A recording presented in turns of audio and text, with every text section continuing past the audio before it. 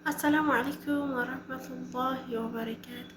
ዲና የተከበራችሁ የቻናሌ ተከታታዮች ውድ ቤተሰቦች እንዴት ናችሁ? ሰላም ናችሁ? አልሐምዱሊላህ ሰላም ነኝ።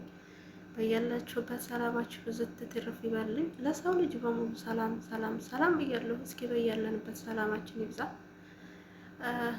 እና ሰላም ይብዛ ለሁሉም፣ አገራችንም ሰላም ትሆን። የሚበጠብጡትን በሃይማኖት በፖለቲካ እየገቡ የሚበጠብጡትን አላህ ሱብሃነሁ ወተዓላ ምላሳቸውን የያዛቸው ያ ረቢ። እሱ የሚያፋጃቸውን ሰላም እንዲያኮን የሚፈልጉትን እና ወደ ቻናሌ እንኳንም ሰላም መጣችሁ። ላይክ፣ ሼር፣ ሰብስክራይብ እያደረጋችሁ አበረታቱኝ። ለቻናሌ አዲስ የሆናችሁ ቪዲዮ ምልክቷን አብሯት ዘውትር የምለቃቸው ቪዲዮዎች እንዲደርሷችሁ ላይክ ሼር አድርጉት ማለት ነው። እና ይኸው የሚያሳዝን አክባር ነው ወላሂ የሰማሁት። ያው እየተንሸራሸረ ነው አሁን ያለውና እንግዲህ ይከብዳል በጣም። ያው አዲስ ነገር ባይሆንም ግን ይከብዳል። በየቀኑ የሆነ የሚሰማ ነገር ነው። እስኪ አላህ በቃ ይበለው። ያው ብዙ ወገኖቻችን አለቁ እያሉ ነው በባህር እየሄዱ። ግን እስከ መቼ ነው ይህ ነገር? እኔ እንጃ። እኔ ብቻ ነው የሚጨንቀኝ ወይስ እናንተንም ነው? እስከ መቼ ነው ላለው ስደት እስከ መቼ ነው? ባልና ሚስት አብሮ አይኖር፣ እናትና ልጅ አብሮ አይኖር፣ ሁሉም ተለያይቶ በቃ ሀዘንም ሆነ ደስታም ሆነ የምንሰማው በስልክ ነው አለቀ። እና ይሄ ነገር ግን እስከ መቼ ነው? እውነት ሀገራችን የምንበላው የምንጠጣው አተን ነው ነውስ ምንድን ነው እንደዚህ እያደረገን ያለው ነውስ ምንድን ነው? እኔማ ግራ ይገባኛል እኮ የእውነት ምንድን ነው እንደዚህ እያደረገን ያለው? ጦርነቱ ነው?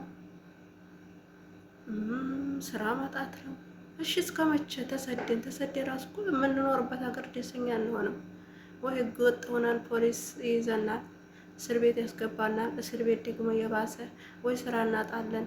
ተሰደን እንኳ ብንደሳ እኮ እሺ፣ ተሰደንም ደስታ ያለ ሀዘን፣ ክፋት፣ በቃ የቤተሰብ እንትን ስንሰማ እድሜ ማስቆጠር ዝም ብሎ ነው እየሄደ ያለው እኮ ሁሉም ነገር ማለት ነው። ተሰደን ራሱ ደስታ የለውም።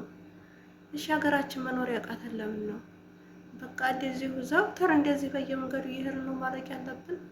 እኔማ ይገርመኛል የእውነት። እኔማ አስበዋለሁ እስከ መቼ ነው ግን የስደት የሚባለው እስከ መቼ ነው ላለሁኝ። በተለይ በህገ ወጥ ህጋዊ የሆነውስ መቼም ይሻላል። ያው ሁሉም ቀዳና ቀድር ነው አላህ ያለው አይቀርም። ግን ቢሆንም በህጋዊ የሚሄድ ይሻላል ማለት ነው።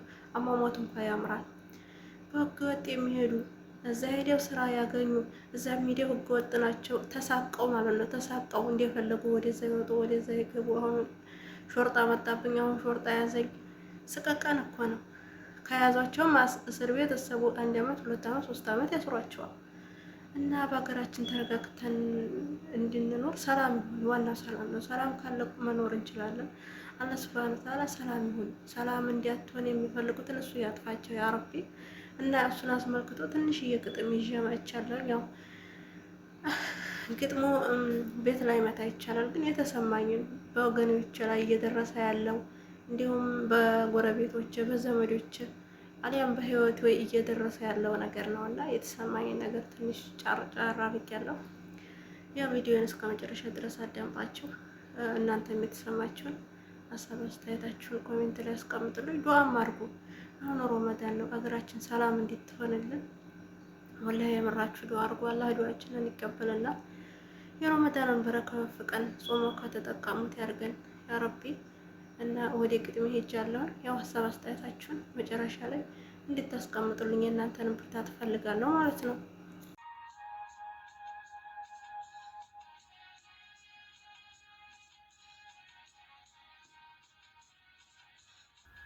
የግጥሜ ርዕስ አይ ወገኔ ይላል።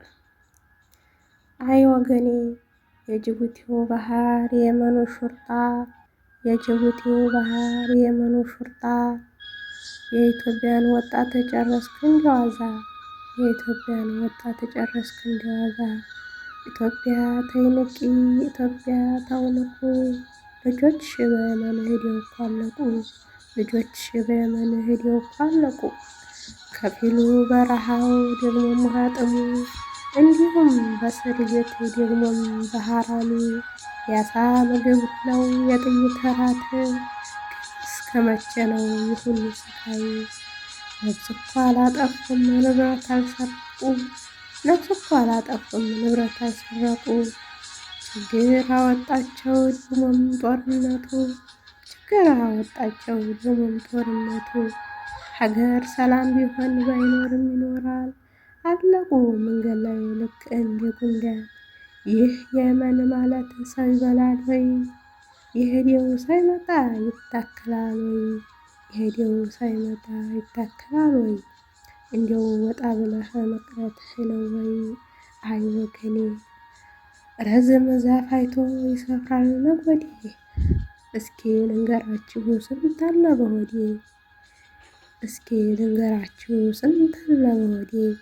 የመን ጥላቴ ነው ስለሱ አታንሱብኝ፣ የመን ጥላቴ ነው ስለሱ አታንሱብኝ። የምወደው ሰው ጋር ቀረኳ አለይቶኝ። እስኪ ወደ ቻለው አትበል ናዲናድ፣ የሩቅ ሰው መጠበቅ አርገኸዋል ልማድ፣ የሩቅ ሰው መጠበቅ አርገኸዋል ልማድ። አለቅሳለሁ ባይኔ ያብሳለሁ በጄ፣ ይህ የየመን መንገድ ያስቀረው ወዳጄ። የመን ጥላቴ ነው ይቀመጥ ይዳፈን፣ የመን ጥላቴ ነው ይቀመጥ ይዳፈን። አልይዘው በዳኛ አልይዘው በሸንጎ፣ ምን ፍርድ ቤት አለ ለማን ላሰሙተው? ምን ፍርድ ቤት አለ ለማን ላሰሙተው? አይ ወገኔ ኢላሂ ያረቢ አንተው ዘንልን፣ ኢላሂ ያረቢ አንተው ዘንልን። የስደት የሚባል አጥፋልን ከእንግዲህ፣ የስደት የሚባል አጥፋልን ከእንግዲህ።